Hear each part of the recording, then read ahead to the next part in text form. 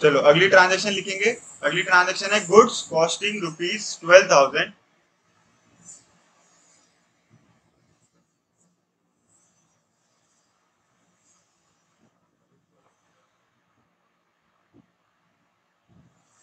costing ₹12,000 sold on credit for ₹15,000।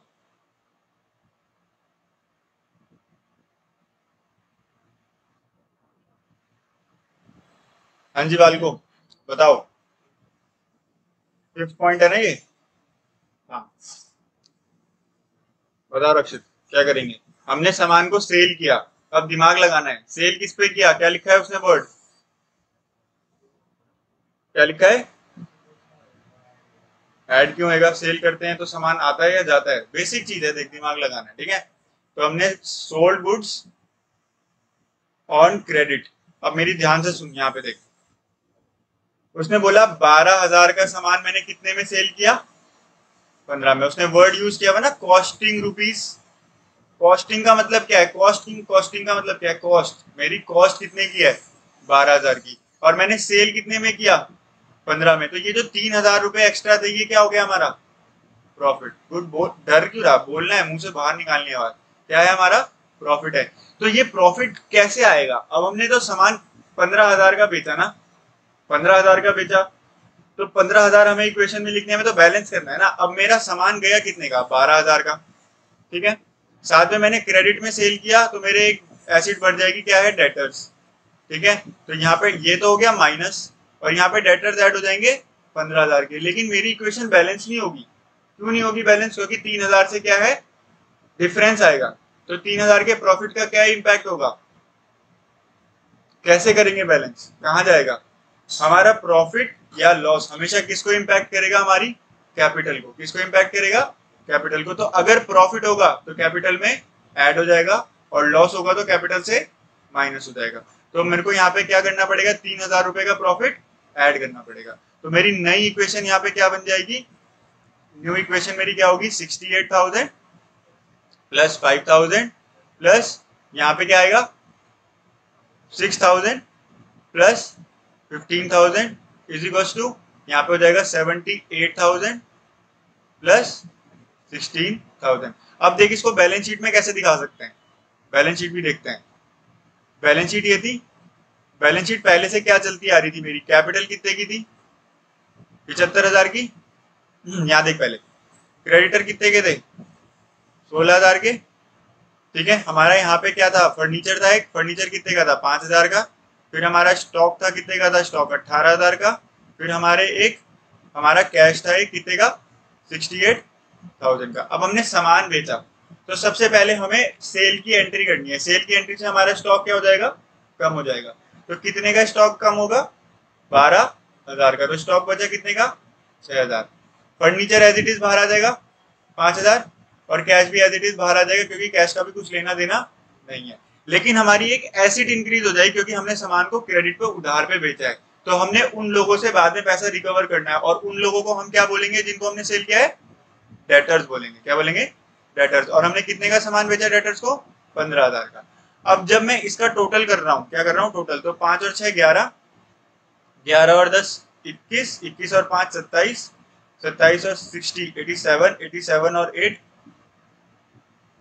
87 और 8 95, 95, ठीक है। तो यहाँ पे 95 आ रहा है, लेकिन अगर मैं 75 और 16 को प्लस कर रहा हूँ तो मेरा 95 नहीं आएगा। कितना आएगा? 75 और 16 को प्लस करो जरा, कैलकुलेशन करके बताओ जल्दी। हाँ, 91 आएगा। तो इसको 95 कैसे बनाऊंगा मैं? यहाँ पे 95 आएगा पक्का? कुछ गलती कर रहे हैं हम। कैलकुलेटर कहाँ है मेरा? दोबारा ऐड करो जरा।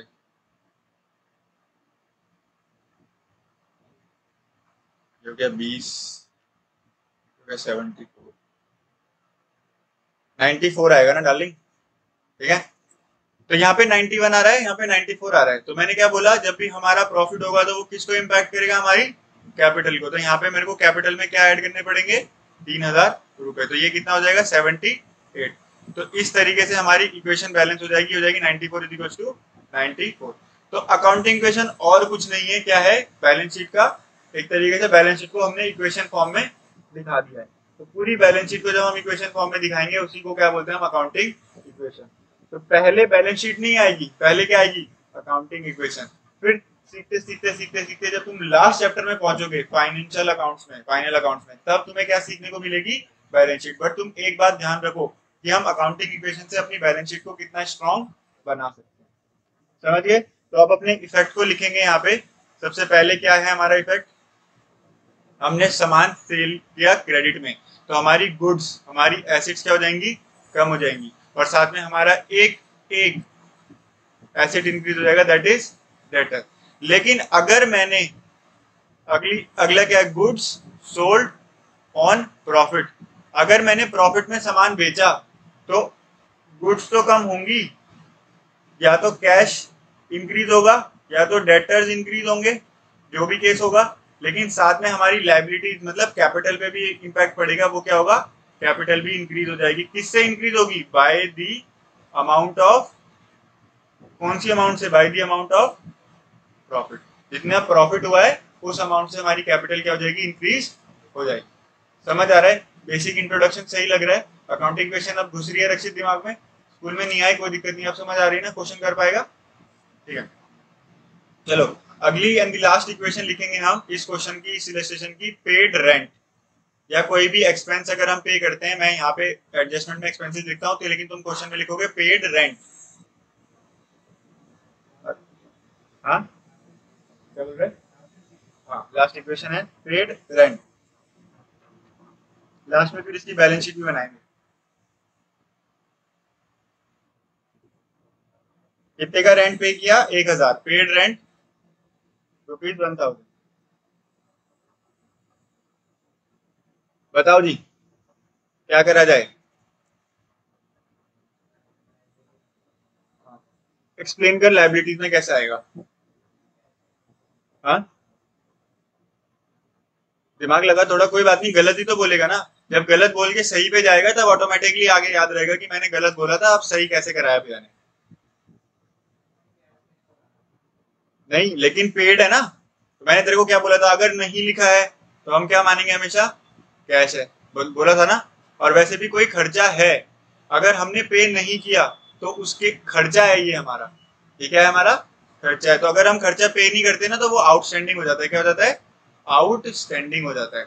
अगर किसी खर्चे को समय से पहले पे कर देते तो वो क्या बन जाता है, प्रीपेड बन जाता है। हमारे फोन जो हम सिम यूज करते हैं वो सिम क्या है, प्रीपेड है या पोस्टपेड है, प्रीपेड। प्रीपेड कैसे चलती है, क्या इक्वेशन चलती है प्रीपेड में, पहले पैसा दो फिर उसके बाद आप रिचार्ज यूज करो। तो जो खर्चा हम पहले पे कर देते हैं उसका बेनिफिट हमें बाद में मिलता है, वो होते हैं प्रीपेड। लेकिन कोई खर्चे हमने दिए ही नहीं लेकिन उस खर्चे को हम यूज कर सकते हैं, जैसे घर में बिजली का बिल आता है, वो बिजली का बिल कैसा होता है, पोस्टपेड। या फिर हम बोल सकते हैं हमने वो एक्सपेंस पे नहीं किया होता लेकिन उसकी बेनिफिट हमने ले लिए होते, तो हम हमेशा उसको घर घर के लिए वो क्या हो गया, खर्चा आउटस्टैंडिंग। आउटस्टैंडिंग मतलब अभी हमें वो खर्चा पूरा करना है। तो यहाँ पे तो डायरेक्टली हमें क्या वर्ड गिवन है, पेड रेंट, रेंट पे कर दिया। तो सबसे पहले तो क्या कम हो जाएगा हमारा, कैश कम हो जाएगा 1000 से। तो हमने रेंट पे किया 1000 का, तो सबसे पहले क्या कम हो जाएगा हमारा, रेंट कम हो जाएगा 1000 से। दूसरा क्या इंपैक्ट आएगा, दूसरा इंपैक्ट ये होगा, जब भी कोई खर्चा, कोई एक्सपेंस या कोई इनकम, या फिर मैं बोलना चाहूँ कोई भी पीएनएल का आइटम होगा, ये सब क्या है, पीएनएल के आइटम है, पीएनएल अकाउंट के आइटम है, क्योंकि पीएनएल दो ही चीजें रिकॉर्ड करता है, क्या, एक्सपेंस और इनकम। तो अगर ये दोनों आइटम हुए तो ये किसको इंपैक्ट करेंगे, हमारी कैपिटल को इंपैक्ट करेंगे। तो कैश भी कम हो जाएगा और कैपिटल भी कम हो जाएगी। तो नई इक्वेशन क्या बनेगी, 67,000 plus 5,000 plus 6,000 plus 15,000 is equal to 77,000 plus 16,000।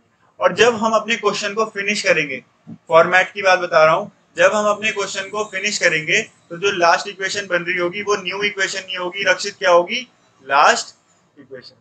ठीक है, क्वेश्चन को फिनिश करते हुए हम लास्ट में ऐसे करके डबल लाइन मारेंगे, दिस इंडिकेट्स दैट हमारी इक्वेशन यहाँ पे पूरी हो चुकी है। ठीक है, क्लियर है इतनी बात। अब इसकी बैलेंस शीट बना के दिखाओ मुझे फटाफट और फिर और क्वेश्चंस प्रैक्टिस करते हैं।